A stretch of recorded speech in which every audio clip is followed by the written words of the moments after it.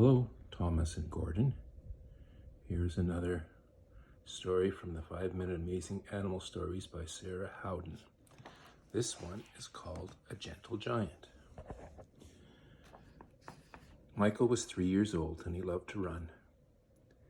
Today they were at the zoo and his mother, Emily, kept saying, "Hold my hand," but off he'd go anyway, with her chasing after him. He didn't listen, that boy. So far they visited the kangaroos, the giraffes, and the rhinos. Now they're going to see the gorillas. But where had Michael gone?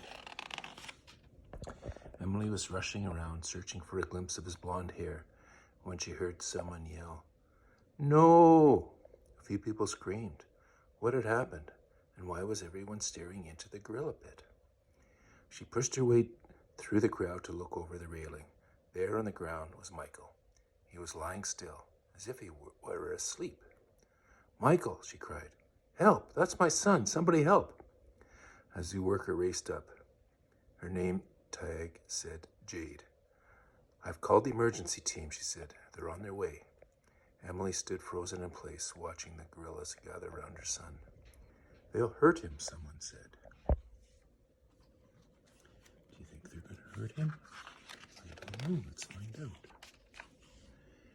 Even though they look a little bit like people, gorillas are wild animals. Most of these creatures had never seen a kid close up before, so no one knew how they would behave. It was possible they might think he was a toy or a dangerous animal. A female gorilla stepped toward the boy. She had her own baby clinging to her back. "That's Binti," Jade said quietly. Emily's stomach lurched. What am I going to do, she thought. Binti leaned in toward Michael and stroked his cheek with her finger. His eyes fluttered. She took a look at the others and then looked back at Michael. All at once, she scooped him up in her arms. Emily gasped. Everyone watched nervously to see what Binti would do next. She was so big and strong. "Binti was raised by humans," Jade said softly, "so I'm sure she doesn't mean harm. We're like family to her." Emily nodded. Her face was as white as paper. Binti sat down and gathered Michael onto her lap. She rocked him back and forth a bit, as if trying to calm him. Even though she never knew her parents, she'd been such a good mother to her own baby.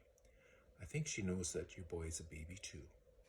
From behind them came the pounding of footsteps. "Team 1, go to the enclosure door. Team 2, get the hose." The zookeeper yelled. The emergency crew had arrived. "Don't worry, ma'am. It won't be much longer," a zoo worker said. "We'll get your son."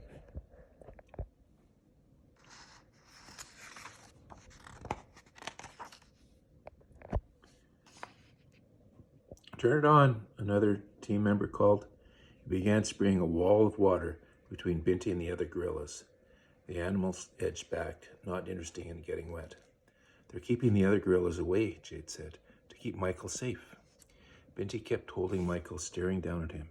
People had their cameras out and were taking photos.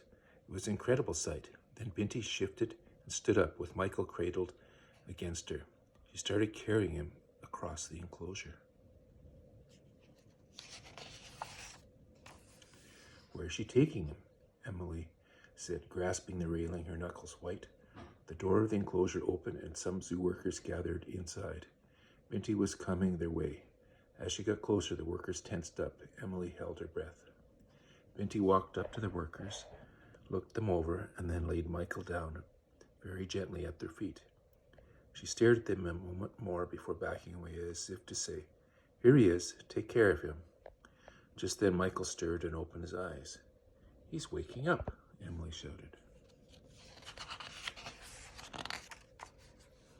"I'll take you to him," Jade said, leading the way. As they arrived, Michael was being wheeled out on a stretcher. "He has a broken hand and a few scratches, but he'll be just fine," said the paramedic. Gave him some medicine for the pain. Emily dove forward to give Michael a big hug and a kiss. "Are you okay?" she asked. "You must have been so scared." Michael nodded. "I fell," he said. He glanced around and his eyes lit up. "Mommy?" he said. Yes, honey, Emily said, squeezing his shoulder. Can we go see the crocodiles now? Emily laughed. Maybe next time, Michael, she said. Maybe next time. And that's the end of that story. Love.